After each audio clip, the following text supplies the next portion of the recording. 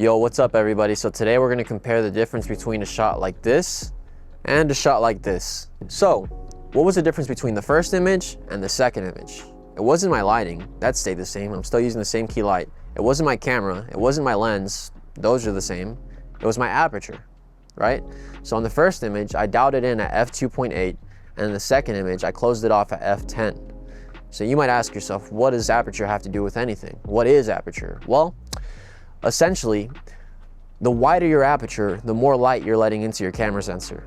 So for example, when I widen my aperture to f2.8, more light comes in, it creates a better image, it creates more depth of field, it creates a brighter image, and it's just overall better in low light situations.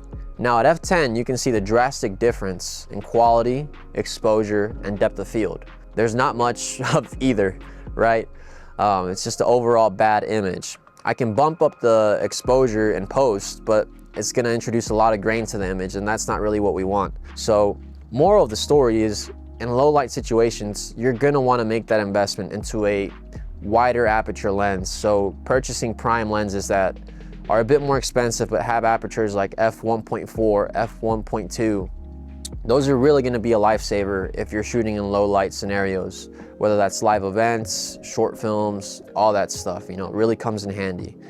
Another benefit to having a lower f-stop, such as f2.8, is that you get more depth of field. Now, when you combine an amazing lens that has a very wide aperture with a beast of a camera like the Sony FX3, you get amazing results, right? I mean, the low light performance on the Sony FX3 is just out of this world. It has two base ISOs, one at 800 and one at 12,800, and both give you great results. Obviously, the higher base ISO is a bit grainier. It introduces a bit of grain into the image, but for the amount of light and exposure that you can get with that ISO, I mean, it's definitely worth it, and the grain is very minimal. And I mean, it's pretty much the best you're gonna get in low light, you know? And I'll show you guys an example of this. This image right here is at 800, and this is at 12,800, which, as you can see, is a great image, right? There's a lot more light that's introduced into the background. You can see the trees behind me. I had to dial down the brightness on the light I'm using just so my face wouldn't be overexposed. But yeah, it introduces a lot more light. And you pair this up with the lens that has a f1.4, f1.2, I mean, you're getting some really good bright shots at nighttime. And I wish I could show you guys how dark it is out here, because it does not look nearly as bright as this image looks.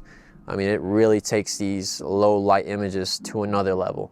So now that we're back at our lower base ISO, you can see that the image in the background isn't nearly as lit. Is this good? Is this bad? Well, it just depends on what kind of look you're going for. I personally like this choice. I wanted dark shadows, so it worked out. It's a cleaner image as well. And I have a key light that supports me and makes up for the lack of brightness and exposure in the image. Now, if I didn't have a strong key light, and if I wanted to show off the trees in the background, then I would definitely be shooting at 12,800. It would give me a great image, as you guys saw. And yeah, it's just a great option to have when you're shooting at night. Now keep in mind, I'm only at f2.8 right now, because that's as wide as I can go with the lens I'm using, which is a 70-200 G Master lens by Sony. And it's still a great image. Now you can imagine what kind of image I could get with a, you know, 85 prime that's at 1.2 or 1.4 or something along those lines. I'd get even more background blur, an even brighter image, and an even cleaner image. So it's just overall great to have a lens with a wide aperture, and definitely well worth the investment, especially when you're pairing it up with a beast of a camera like the Sony FX3.